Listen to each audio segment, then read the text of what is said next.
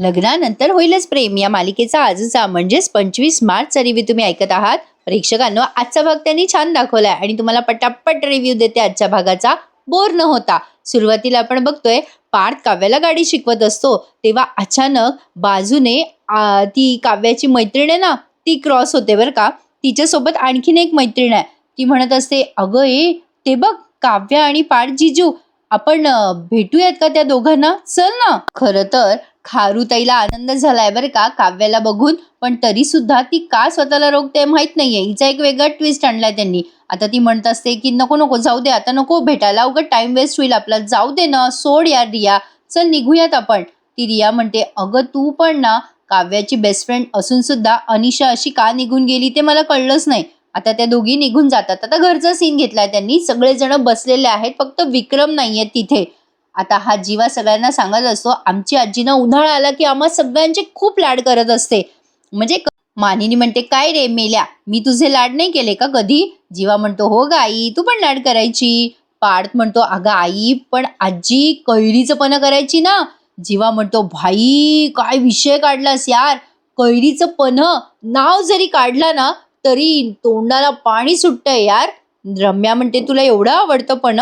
नंदिनी म्हणते, मग उद्याच करूयात ना, मन भरेस तोवर प्या. मिथुन काका म्हणतात आधी, नंदिनी आय लाईक धिस, तुला आता वाटतंय ना कैरीचं पण करावं, झटकन अभ्यास पटकन पास, अगं करून टाक कैरीचं पण. अरे माझ्या तोंडाला पाणी सुटलंय. मिथुन काकाला जीवा म्हणतो, थांब जरा, ए काका थांब. काय गे नंदिनी, आजच आपण व्यायामाला सुरुवात केली ना, पण्यामध्ये किती साखर असते नंदिनी, तुला वेगळं सांगायचंय का? आता रम्या व स्वात्या हसायला लागतात याला. आणि मानिनी पण म्हणते, काय रे गाढवा, आजीने सांगितलं नाही का तुला, तुझी आजी काय पण्यात साखर घालायची? जीवा म्हणतो, अरे हिला काही माहित नाही रे, किचन मधलं एवढं गोड लागतं ते पण, म्हटल्यावरती साखरच असणार पन्ह्यामध्ये. सगळे हसायला लागतात जीवाला. नंदिनी म्हणते, जीवा पन्ह्यामध्ये गुळ असतो, तुम्हाला शिकवलं नाही वाटतं आजीने. सगळे हसायला लागतात बिचारे जीवाला. जीवा म्हणतो, होय काय सांगतेस? मिथुन काका म्हणतात, अरे जीवा, थिअरी आणि प्रॅक्टिकल मध्ये फरक असतो रे. तू काय ऐकलं? थेअरी ऐकली आणि नंदिनीने प्रॅक्टिकल केलेले, कळतं की नाही तुला? येडं उठलं आणि झाडाला झटलं. जीवा म्हणतोय, मिथुन काका तुला बोलायला दिलं ना की तू बोलतोच रे. छान दाखवलाय हा सीन. मानिनी म्हणते, नंदिनी तू उद्या सकाळी वॉकवरनं आली ना की आपण पन्ह करूयात. लगेच रम्या आणि वसवात्या तिथे बसल्यात बरं का. वसवात्या रम्याला तेल लावून देत असतात, बसल्या बसल्या मालिश करत असतात तिच्या डोक्याची. सहज वसवात्या म्हणतात, काय ग नंदिनी, किती चालली आहेस आज मग सकाळी? जीवा म्हणतो, 4000 स्टेप्स चालली आहे माझी बायको आज. सगळे टाळ्या वाजवतात नंदिनीसाठी बरं का. लगेच हा पार्थ म्हणतो, अरे माझ्या बायकोसाठी पण टाळ्या वाजवा. पार्थ म्हणतो, घाबरत घाबरत का होईना पण माझ्या बायकोने आज गाडी चालवली, चांगला कॉन्फिडन्स आलाय माझ्या बायकोला आज. लगेच रम्या या काव्याकडे बघायला लागते बरं का. रम्याने ठरवलंय की काव्याचा कॉन्फिडन्स कमी करायचा आहे. मिथुन काका दोन्हीही सुनांचं भरभरून कौतुक करतात.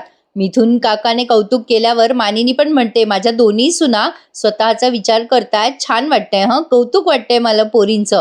लगेच वसवात्या म्हणतात, मानिनी याचं श्रेय तुला जातं बरं का. अगं तू या दोघींवर कुठलंही बंधन घातलं नाहीयेस ना, म्हणून या करू शकतायत.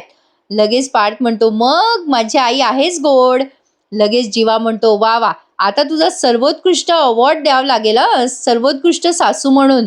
आणि प्रेक्षकांनो, मानिनीला सर्वोत्कृष्ट सासूचा अवॉर्ड मिळाला आहे बरं का प्रवाह पुरस्कार मध्ये. मिथुन काका म्हणतात, वहिनी तुम्हाला सांगतो, नाही अहो वसुताई, म्हणजे तुम्ही जशा शब्दात पक्क्या आहात ना, तशा आमच्या मानिनी वहिनी अष्टपैलू काय काय काय काय म्हणतात ते, आणि ग्रेट आहेत असं म्हणतात. मग जीवा म्हणतो, चला आता झोप यायला लागलीये याची बडबड ऐकल्यावर, चला चला. सगळेजण आता झोपायला गेलेत बरं का प्रेक्षकांनो. रम्या आणि वसू आत्याच दोघी तिथे असतात.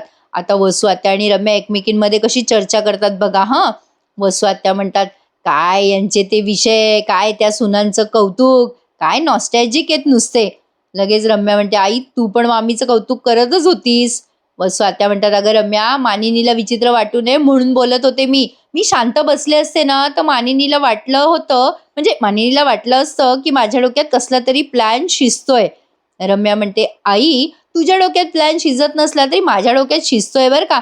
त्या काव्याला खूप कॉन्फिडन्स आलाय ना गाडी चालवायचा, उद्या बघच आता तिच्या कॉन्फिडन्सची कशी बँड वाजवते ते. आता वसू आत्या घाबरून म्हणतात, ए बाई आता तू काय करणार आहेस? रम्या म्हणते, कळेल, तुला लगेच कळेल. रम्या नुसता ट्विस्ट ट्विस्ट करते आणि काही सस्पेन्स समोर आणत नाही रम्याचा, बरं का प्रेक्षकांनो. आता तर त्यांनी काल नवीन प्रोमो जाहीर केला, एक लग्नानंतर होईलच प्रेमचा. प्रोमोमध्ये आपल्याला असं दिसतंय की नंदिनी आता कधीच आई होऊ शकणार नाहीये.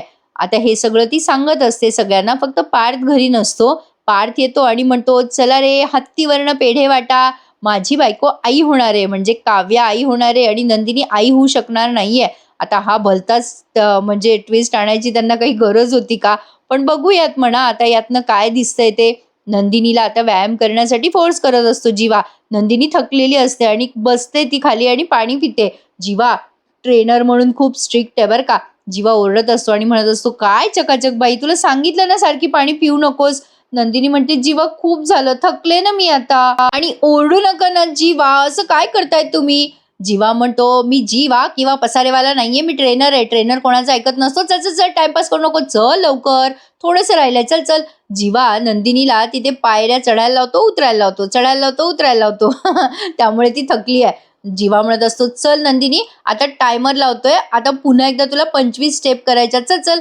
नंदिनी म्हणते, नाही नाही आता नाही, 4 वेळेला स्टेप अप स्टेप डाऊन करणार मी, झालं आता सगळं. जीवा म्हणतो, मी तुला म्हटलं होतं नंदिनी, सुरुवातीला 25च्या आत थांबली, सुरुवातीपासून करावं लागेल सगळं. चल चल पुन्हा एकदा पाय टाक आणि चल सुरुवात कर व्यायामाला. नंदिनी म्हणते, नको ना जीवा, मी दमले ना. जीवा चिडतो आणि म्हणतो, एक काम कर ना मग, फ्रीज मध्ये श्रीखंड आहे, गुलाबजाम खातेस का नंदिनी? अरे काय टाइमपास करते, चल सुरू कर. नंदिनी लागते रडायला आता. जीवा म्हणतो, अरे रडायचं काय त्याच्यात, चल रडत रडत रडत रडत तू व्यायाम करणार आहेस का? टाइमपास करू नकोस नंदिनी, चल लवकर. नंदिनी म्हणते, नको ना जीवा, किती जबरदस्ती करताय मला. जीवा म्हणतो, राहिलं, तुला म्हटलं ना मी, फ्रीजमध्ये स्वीट आहे, खा, बरं वाटेल तुला, चाललो मी. असं म्हणून जीवा राग राग निघून जातो. नंदिनी म्हणते, काय हो जीवा, ऐकते ना मी, तुम्ही थांबत पण नाही. नंदिनी खूप थकून गेली आहे बरं का. खरं आहे प्रेक्षकांनो, वजन वाढतं पटपट, पण कमी करणं सोपं नाहीये, पण अशक्य नाहीये, हेही तितकंच खरं आहे. वजन कमी करता येतं, त्याला डेडिकेशन हवं, सातत्य हवं. माझं कसं डेडिकेशन आहे, तुम्हाला रोज रिव्ह्यू देतेच मी, किती बोर एपिसोड असला तरी देते की नाही.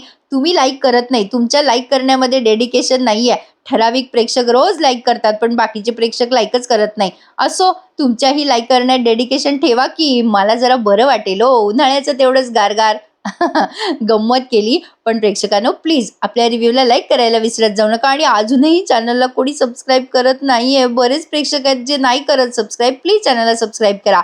असो, आता रम्या आणि वसू आत्याचा सीन दाखवलाय.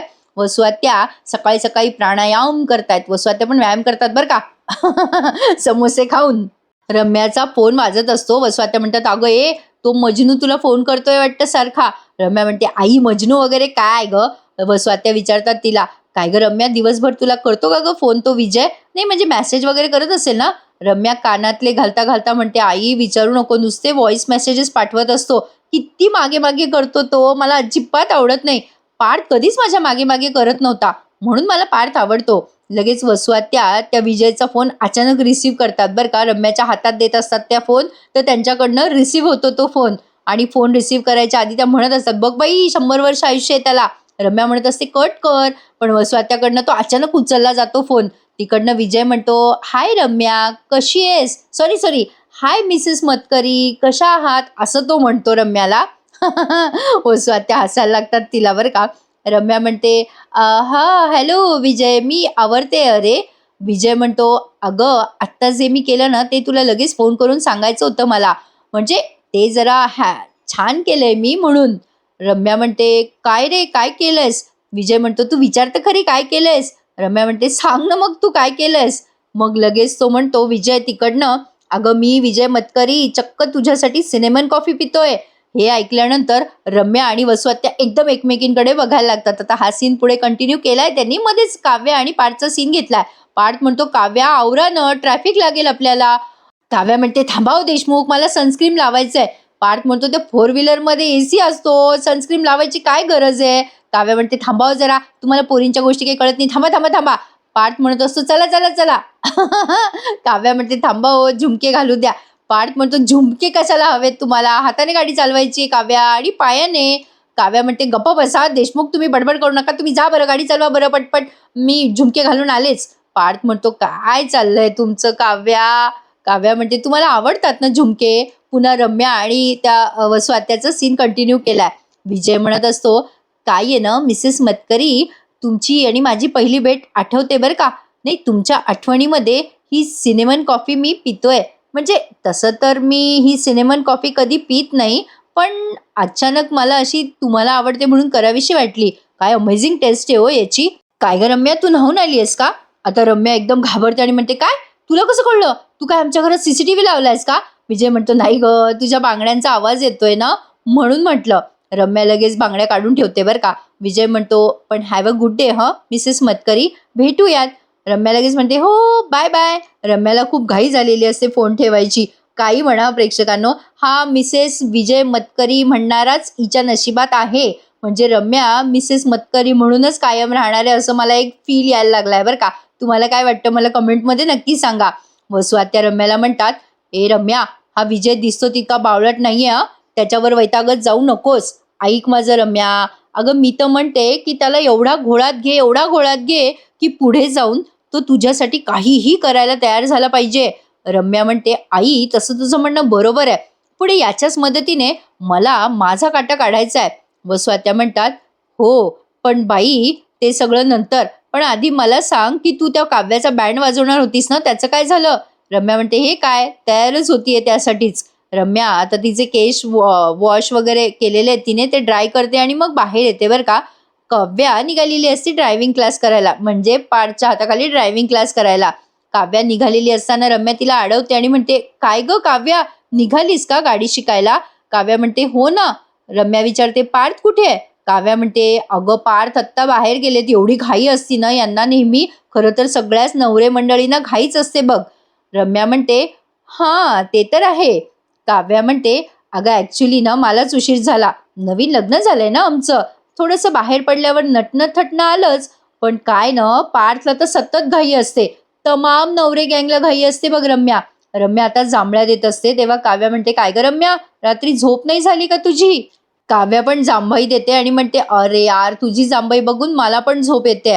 म्हणजे रम्या म्हणते, तुझी नाही झोप झाली का? काव्या म्हणते, नाही ग, तुझी बघितली की मला आली. ते असं होतं बरं का प्रेक्षकांनो, एकमेकांच्या जांभळ्या पाहिल्या की येतात जांभळ्या दुसऱ्याला पण. असो, आता ही रम्या म्हणते, अगं काल ना विजयशी बोलत होते फोनवर. काव्या लगेच चिडवायला लागते तिला, आहा झाले वाटतं लेट नाईट कॉल सुरू झाले, मज्जा आहे बाबा एका मुलीची. रम्या म्हणते, गप ग काव्या, तू जा, तुझा नवरा वाट बघतोय. काव्या म्हणते, बघू दे की वाट, नवरे वाट बघण्यासाठीच असतात, तू तुझं सांग. काय ग विजय जिज्जू काय म्हणताय? रम्या म्हणते, अगं काही नाही ग, ते विचारत होते जनरल काय सुरू आहे देशमुखांकडे. ते सांगितलं मी त्यांना की नंदिनी आपली डाएट फॉलो करतेय, काव्या छान गाडी शिकते. पण गाडी म्हटल्यावर जरा नर्वस झाले ग, ते जरा टेन्शनच आलं त्यांना. काव्या आता टेन्शनमध्ये येते. कसे लोक असतात बघा प्रेक्षकांना, मुद्दाम डिमोटिवेट करतात बरं का. रम्या कशी डिमोटिवेट करते, काव्याचा कसा कॉन्फिडन्स कमी करते बघा. काव्या म्हणते, काय झालं ग रम्या, काय काय म्हणत होते गाडीबद्दल, सांग ना. रम्या म्हणते, अगं काही नाही, त्यांना त्यांचं काहीतरी जुनं आठवलं, तू जा ग काव्या, पार्थ वाट बघतोय तुझी. काव्या म्हणते, सांग ना ग रम्या, काय म्हणाले ते गाडीबद्दल? काव्या म्हणते, अगं काही नाही ग, त्यांचा ऍक्सिडेंट झाला होता एकदा गाडीमुळे, ते सांगत होते मला त्याबद्दल. काव्या घाबरून म्हणते, ऍक्सिडेंट, गाडी कधी झाला होता त्यांचा ऍक्सिडेंट? रम्या म्हणते, अगं त्यांनी नवीन नवीन गाडी शिकायला सुरुवात केली होती म्हणे, आणि सुरुवातीला पटकन आपल्या मनासारख्या होत नाहीत ना, म्हणजे व्यवस्थित बघून करायचा तो सगळ्या गोष्टी, गाडीचा ब्रेक वगैरे व्यवस्थित दाबायचा, समोर रश बघितली की क्लचकडे लक्ष द्यायचा, म्हणजे सगळं व्यवस्थित ड्रायव्हिंग करत होता तो. पण ॲक्च्युली एकदा काय झालं, चुकून त्याने ॲक्सिलेटरवर पाय दाबला ब्रेक समजून आणि गाडी धडकली ग. खूप फारसं तसं लागलं नाही त्याला, पण त्याच्या समोरचा जो माणूस होता त्यालाही नाही लागलं, पण त्याच्या बाजूला जो मित्र बसला होता ना त्याला खूप मेजर लागलं ग. म्हणजे तो मित्र डायरेक्ट पुढच्या काचेवर जाऊन आदळला ग, त्याला फार लागलं म्हणे. अगं त्यामुळे ना आग पाणी आणि गाडी याच्यापासून लांबच राहावं, त्याच्याशी खेळूच नाही बाई माणसाने. रम्याने मुद्दाम भीती घालवली आहे बरं का काव्याला. तेवढ्यात पार्थ बाहेरून हॉर्न वाजवत असतो. रम्या म्हणते, अगं जा, पार्थ वाट बघतोय तुझी, काव्या जा लवकर, जा तू, जा मी निघाले असं म्हणून रम्या चालली जाते. या काव्याच्या मनात भीती घातली आणि चालली गेली. आता काव्याला खूप टेन्शन येतं बरं का. आता मध्येच मानिनी आणि नंदिनीचा सीन घेतलाय. मानिनी म्हणते, "अगं बाई नंदिनी, हे बघ बरं याच्यावर काय लिहिलंय? ते एक्सपायरी डेटच मला कळत नाहीये बघ. बघ बरं." नंदिनी आता उठायला जाते तेव्हा अचानक तिच्या पायात चमक येते. मानिनी म्हणते, "अगं ए नंदिनी, काय झालं पायाला? अगं त्रास होतोय का? जीवाने जास्ती व्यायाम करून घेतला का नंदिनी?" नंदिनी म्हणते, "नाही आई, अजिबात नाही. तसं काही नाहीये, म्हणजे जीवाची तशी चूक नाहीये. मीच जरा कमी पडते." आता नंदिनी असं म्हटल्यावर मानिनी म्हणते, "नाही गं बेटा, तू चूक नाही करत आहेस काही, पण आमचा जीवा ना अति करतोय बघ." नंदिनी म्हणते, "नाही आई, असं काही नाहीये." मानिनी म्हणते, "अगं नंदिनी, जीवा 17 वर्षाचा होता ना, तेव्हापासून व्यायामाला तो सुरुवात करतोय. म्हणजे तू आत्ता सुरुवात केली आहेस गं. अशी कशी अपेक्षा आहे जीवाची, की तुला सगळेच लगेच येईल म्हणून आणि त्याच्या स्पीडला तू अशी लगेच थोडी मॅच करू शकतेस." नंदिनी म्हणते, "नाही आई, तसं काही नाहीये. माझे प्रयत्न कमी पडतात. मी स्पीडअप करेल." नंदिनी असं म्हटल्यावर मानिनी म्हणते, "अरे बेटा, ताकदीचा प्रश्न आहे. कितीही नाही म्हणलं ना, तरी पुरुषांच्या अंगात ताकद जास्त असते, जोर असतो. मला असं म्हणायचं नाहीये, की बायकांमध्ये जोर कमी असतो, पण हे खरं आहे. काही काही गोष्टी असतात ना, त्या देवाने बांधून दिलेल्या असतात गं आणि तू स्वतःवर ताण घेऊ नकोस. किती ताणायचं हे जीवाला पण कळलं पाहिजे ना. थांब, मी जरा जीवाला बघतेच." असं म्हणून मानिनी तिथून निघून जाते. नंदिनी आता टेन्शनमध्ये आली आहे. नंदिनी म्हणते, "अरे देवा, मी आईनं कशाला सांगितलं? जीवा आता पुन्हा माझ्यावर ओरडतील." आता इथून पुढचा सीन घेतलाय त्यांनी काव्या आणि पार्थचा. आता काव्याला पार्थ गाडी शिकवतोय. अरे हा पार्थ इतका कंजूसपणा का करतोय? हिला डायरेक्ट त्याने क्लास लावावा ना गाडीचा. अशी कुठे गाडी शिकता येते का प्रेक्षकांनो? तिकडनं ब्रेकचं म्हणजे जे काय म्हणतात, ब्रेकचं जे हे असतं ना, म्हणजे काय ते खालचं एक्सिलेटर ब्रेकचं ते काय असतं ना, ते पॅन्डल, ते एका माणसाच्या हातात असतं, पायाजवळ असते एकीकडे. म्हणजे जर स्पीडमध्ये गाडी गेली तर पटकन ब्रेक दाबता येतो. पार्थ तिला अशी गाडी शिकवून जरा चूकच करतोय असं मला वाटतंय बरं का. असो, ज्याचं त्याचं ओपिनियन आहे. काव्याला काही आज गाडी जमेना, पार्थ तिच्यावर चिडचिड करत असतो. कारण काव्याला रम्याने सांगितलेली सगळी ती हकीकत आठवते, की त्या बाजूला असलेल्या माणसाला लागलं म्हणून. रम्या आता तिला मुद्दाम घाबरवतीये आणि ती घाबरली आहे काव्या. बरोबर रम्याचा हेतू सार्थ झालाय. काव्या शेवटी म्हणते, "सॉरी पार्थ, मला तुम्हाला काही होऊ द्यायचं नाहीये हो. म्हणजे बघा ना, म्हणजे मी ब्रेकवर पाय द्यायच्या ऐवजी एक्सिलेटरवर पाय ठेवला आणि गाडी सुसाट पुढे गेली तर काय करणार आपण? तुमचं डोकं आपटलं, काचेवर फुटलं डोकं, तर मी काय करू?" पार्थ म्हणतो, "अरे यार काव्या, हे कुठून तुमच्या डोक्यात आलंय? सिंपल आहे. अहो कशाला त्या एक्सिलेटरवर पाय द्यायचं? आणि तसंही सीट बेल्ट नावाचा प्रकार असतो काव्या. अरे सीट बेल्ट लावलाय मी, असं कसं आदळेल समोर? आणि तुम्ही एवढ्या हुशार आहात आणि काहीही काय विचार करताय?" काव्या म्हणते, "अहो हुशारीचं समजलं, पण कोणी माणूस पडू शकतो, भीती वाटू शकते. असं कुठे लिहून ठेवलंय का, की प्रत्येक हुशार माणसाला गाडी चालवता येत नसेल म्हणजे असेल ना असं, एखाद्या हुशार माणसाला नाही येत गाडी चालवता." पार्थ म्हणतो, "काव्या, आता तुम्हाला बेसिक रूल येत आहेत, पण उगाचच तुम्ही गाडी चालवायला घाबरताय." काव्यावर ओरडतो तो पार्थ. काव्या म्हणते, "ओरडू नका. एवढ्या मोठ्याने कशाला ओरडताय? थांबा जरा. मी मी चालले." पार्थ म्हणतो, "कुठे चाललाय?" काव्या म्हणते, "हात सोडा देशमुख देशमुख माझा मागे कॅफे, मी फ्रेश व्हायला चालले तिथे. जाऊ का मास्तर?" पार्थ म्हणतो, "बरं बरं जा." काव्या आता फ्रेश व्हायला म्हणून जातीये तिकडे मागे. तेवढ्यात पार्थ आता विचार करतो, काव्या गेल्यावर, "येते यांना गाडी व्यवस्थित, उगाच घाबरताय. काय झालंय? कसं यांना शिकवू?" असं पार्थ विचार करत असतो. आणि इथेच त्यांनी आजचा एपिसोड संपवला. फायनली. आधीच काय होतंय प्रेक्षकांनो, आज न म्हणजे TTMचे एपिसोड म्हणजे नेहमीच बऱ्याच दिवसापासून खूप मोठे मोठे दाखवत आहेत. त्यामुळे बोलून बोलून ना फार तोंड दुखतं हो. असो, पण तरी सुद्धा तुम्हाला डिटेलमध्ये रिव्ह्यू देत असते मी प्रत्येक वेळेला. आवडल्यास लाईक मात्र नक्की करा. आजचा भाग इथेच संपलाय आणि उद्याचा प्रोमो त्यांनी तोच दाखवलाय. काल जो दाखवला होता तो, काही बारीक पोरं असतात, समोर खेळत असतात. त्यातला एक मुलगा पडतो आणि ते सगळे चारही पोरं यांना लिफ्ट मागतात. काव्या म्हणत असते, "चला ना, बसा आमच्या गाडीत." पण ते पोरं म्हणतात, "तुम्ही नका गाडी चालवू, बाईला गाडी चालवता येत नाही." पण आता काव्या म्हणते, "मीच गाडी चालवणार, दाखवते तुम्हाला. सगळे बापे तुम्ही गाडीत बसा आणि गाडी मी चालवते." असं म्हटल्यावर काव्याने गाडी सुरू केली. काव्या या मुलांना सुरक्षित पुढच्या चौकापर्यंत पोहोचवते का, हे आपल्याला उद्याच्या भागामध्ये कळेलच. आजचा भाग आवडल्यास लाईक मात्र नक्की करा, चॅनलला सबस्क्राईब करा मंडळी. चला तर मग उद्या भेटूयात पुन्हा एकदा. Take care. धन्यवाद.